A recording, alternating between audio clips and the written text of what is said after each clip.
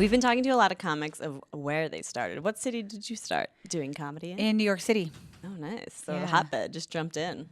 Sort of, yeah. It didn't feel that brave at the time. It just felt, kind of flailing. But yeah, I started at a bar in New York City, and I was awful. But then you blossomed. Thank you. You should just tell the story. I like the way you tell it. It's more pleasing. Yes. She was in the hotbed of New York City. She Wildly stumbled into a bombing. bar. And wildly But bombed soon there. she would be blossoming into the comedian she is now. Exactly. Yeah, I went on way too long. I thought I was doing great. I felt like a certain magical feeling, like I've never felt so correct in my life. But apparently I was a real problem. Bombing, very heavily bombing. And they were trying to wave me off stage. And I was just completely ignoring the light. And the microphone was just in front of my face like this. I was holding it like in the wrong direction. Because I was so nervous. I was like on another planet. And I got really drunk. And I drank because I was so terrified. I think I drank more than I ever drank in my life. Like 4 Jack and Cokes, just like slamming them back to back.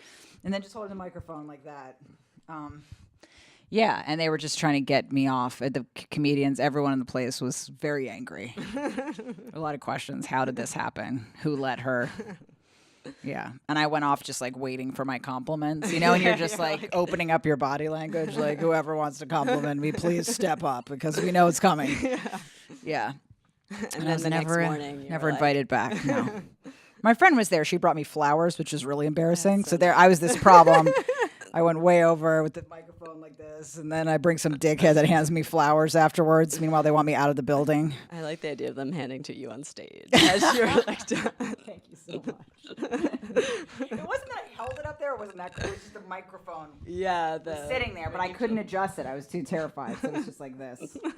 I remember somebody saying, "Did you know that it was obstructing your face the entire time?" And I was like, "You're welcome. I'll see you tomorrow." They're like, "Never contact us again." That's all. You got to start somewhere. You got to start somewhere. You're right. Is there anything in the comedy industry that surprises you didn't expect you'd be dealing with, or that it would be an aspect of your life kind of thing? God, that's a good question. I can't think of anything specific enough. I mean, yeah, it's none of it's what you think it is. You go on the road and you think it's like real glamorous. The first time I got to fly anywhere to do stand up, I was just like, I've arrived, like just the fact that I was needing to be flown. So that's how I saw it. But the comedy clubs will just send like any sex offender to go get you at the airport. Like they don't care. I feel like being flown is a good milestone in comedy, though. Like your first. Not really. Then you get there, they don't know who you are. You're staying in some disgusting condo. But I don't know. I remember I wanted my name on a flyer.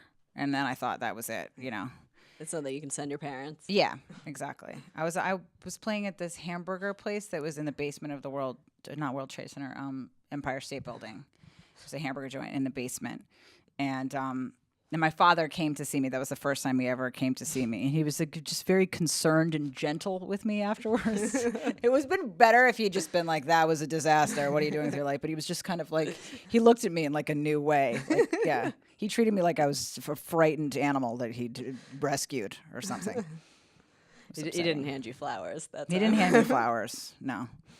Are there any bits you have that you loved and just never connected with the audience that you just wish? God, so many. I think I've just repressed them all. Yeah, there's so many. At times I just go charging to the stage, like, let me bring this to the people. They're going to be so thankful. And then everyone's like, no, next. That stunk. Yeah. It's especially sad when it's like a really humiliating or bad experience that you have. And then you're like, I know the place for this. I know why this is happening to me. And then you bring it on stage and it bombs there too. People are just as rejecting as they were of you in the initial incident. That's a sadness. Yeah, you're like, let me share It's a great sadness. Yeah. And I'm like, I know how to make this art. I just figured it out. And then everyone's like, you stink. Part 2. No, thank you.